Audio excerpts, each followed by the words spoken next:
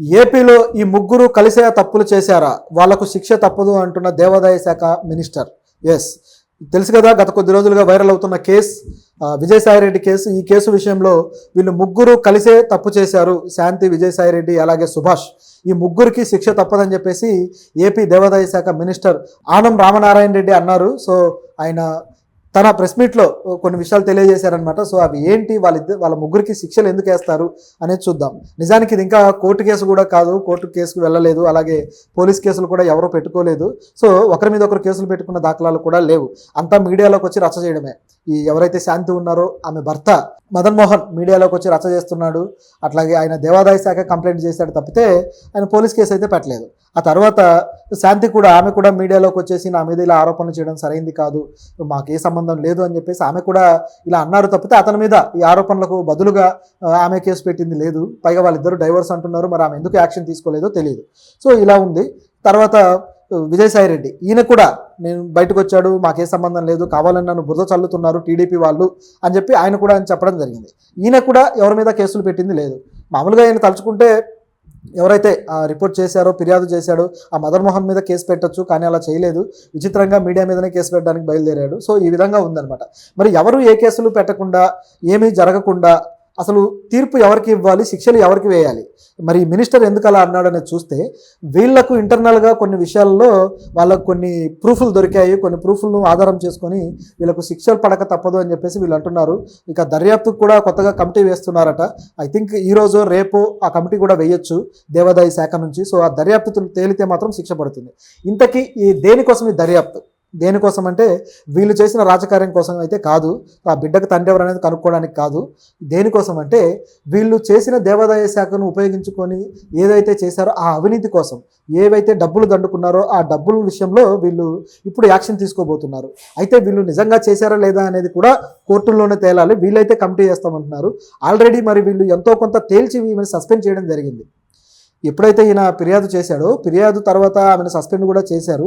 అయితే ఈ సస్పెండ్ కొత్త గవర్నమెంట్ వచ్చిన తర్వాత జరిగింది ఇదంతా. గత ప్రభుత్వంలో ఇప్పుడు విజయసాయిరెడ్డికి ఎంతో అనుకూలమైన మనిషి అనేది అందరూ చెప్పిందే. ఆమె కూడా ఒక సుపీరియర్గా నేను ఆయన్ను కన్సల్ట్ అవుతాను, ప్రతి విషయం ఆయనతో షేర్ చేసుకుంటాను, ఆయనతో నాకు ఆ శాంతిప్రియ రిసార్ట్ ఏదైతే ఉందో దానికి సంబంధించిన యాక్టివిటీస్ కావచ్చు, అట్లాగే ప్రేమ సమాజానికి సంబంధించిన యాక్టివిటీస్ కావచ్చు, వీటి విషయంలో ఆయనతో నాకు కొంత విషయాలు షేర్ చేసుకోవడం కావచ్చు, ఆ సలహాలు కావచ్చు, ఇదంతా జరుగుతూ వచ్చింది. ఇదంతా కూడా డిపార్ట్మెంట్ పరంగా జరిగింది తప్ప ఏ అనుబంధం లేదని చెప్పడం జరిగింది.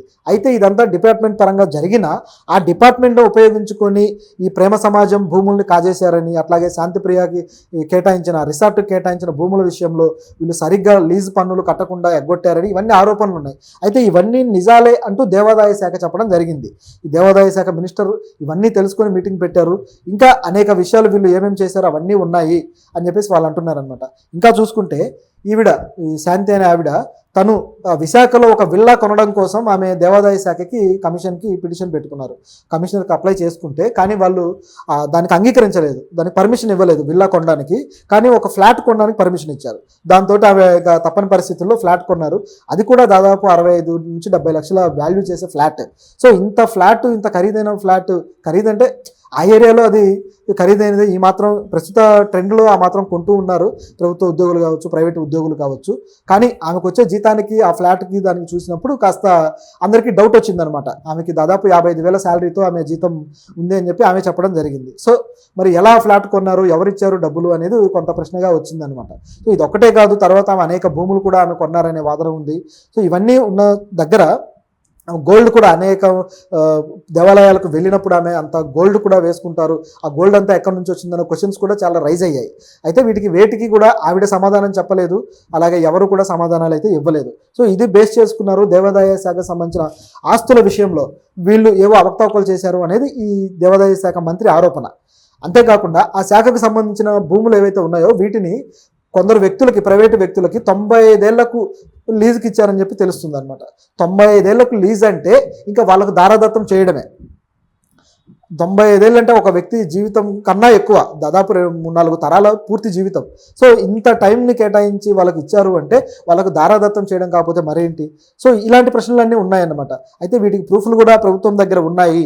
దీనికి కమిటీ చేసి మరిన్ని ప్రూఫ్లు సంపాదిస్తామని చెప్పేసి ఈయన చెప్పడం జరిగింది మంత్రి గారు. సో మరి ఏం కమిటీ చేస్తారు, వాళ్ళ మీద ఎలాంటి యాక్షన్ తీసుకుంటారు అనేది ఇప్పుడు చర్చకు వస్తుందన్నమాట. ఇందులో సుభాష్ కూడా ఒక పాత్ర ఉందనేది మరొక విషయం.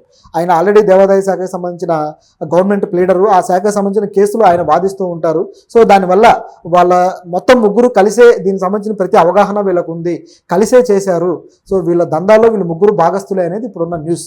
అక్కడ కావచ్చు, ఆ కేసు విషయంలో కావచ్చు, ఏదైతే బిడ్డకు తండ్రి ఎవరన్న కేసు విషయంలో కావచ్చు, ఇక్కడ చూసుకుంటే ఈ డబ్బులు కాజేసే విషయంలో కావచ్చు, అన్నిట్లో కూడా అందరూ కలిసి గూడుపుటాన్ని చేసినట్టుగా ప్రభుత్వం చెబుతూ వస్తుంది. ఐ థింక్ ఈ ప్రభుత్వం అంటే గత ప్రభుత్వానికి సంబంధించిన వ్యతిరేక వార్త కాబట్టి ఇలా చెప్తున్నారా, లేకపోతే నిజంగా ఇవన్నీ జరుగుతున్నాయనేది తెలియదు. మినిస్టర్ అయితే ప్రూఫ్లు ఉన్నాయన్నారు, కానీ ఆ ప్రూఫ్లు బయట పెట్టలేదు. వీళ్ళు 99 ఏళ్లకు చేసిన లీజ్ పేపర్లు బయట పెట్టాల్సిన అవసరం ఉంది, ఆ లీజ్ డాక్యుమెంట్స్ ఏవైతే ఉన్నాయో అవి. అట్లాగే శాంతిప్రియ రిసార్ట్కి సంబంధించి వాళ్ళు కట్టిన పన్నులేని, ఎగ్గొట్టిన పన్నులేని అనేవి కూడా బయట పెట్టాల్సిన అవసరం ఉంది. ఇదే కాకుండా అక్కడి భూములు ఎవరెవరికి తమ అనుకూలురు ఎవరున్నారో వాళ్ళకు లీజుకి ఇచ్చినవి ఉంటే అవి బయట పెట్టాల్సిన అవసరం ఉంది. సో ఇదంతా ఉంది కదా, మరి ఇదంతా వీళ్ళు ప్రూఫ్లు పెట్టకుండా కేవలం వ్యాఖ్యానించడం కూడా చూస్తూ ఉంటే కావాలని విజయసాయిరెడ్డిని ఏ విధంగానైనా సరే ఆయన టార్గెట్ చేయడం కోసం చేస్తున్నట్టుగా కనిపిస్తుంది. అయితే కమిటీ వేస్తే తప్ప అసలు విషయం తేలదు. అయితే ఇది కొంతవరకు నమ్మశక్యంగానే కూడా ఉంది, ఏది చెప్పలేని పరిస్థితి అనమాట. ఇప్పుడున్న ఈ రెడ్ బుక్ రాజకీయంలో ఏది నిజం ఏది అబద్ధం తేల్చలేని పరిస్థితిలో పడ్డారు. అయితే ఇది ప్రభుత్వ ఆస్తులకు సంబంధించింది కాబట్టి ఇక్కడ స్త్రీ అనో లేకపోతే గిరిజన స్త్రీ అనో ఇట్లాంటి ఈ ట్యాగ్లు ఉపయోగించుకునే అవకాశం కూడా ఆమెకి లేదు. కాబట్టి ఖచ్చితంగా విచారణ ఎదుర్కోవాల్సిందే. పైగా ప్రజలకు సంబంధించిన ఆస్తులు, ప్రభుత్వాలకు సంబంధించిన ఆస్తులు అవి దుర్వినియోగం అయితే మాత్రం వాళ్ళకు శిక్ష తప్పదు. చూస్తూ ఉంటే గత ప్రభుత్వంలో అనేక మంది మంత్రులు ఇలా ప్రభుత్వ ఆస్తుల్ని, ప్రజల ఆస్తుల్ని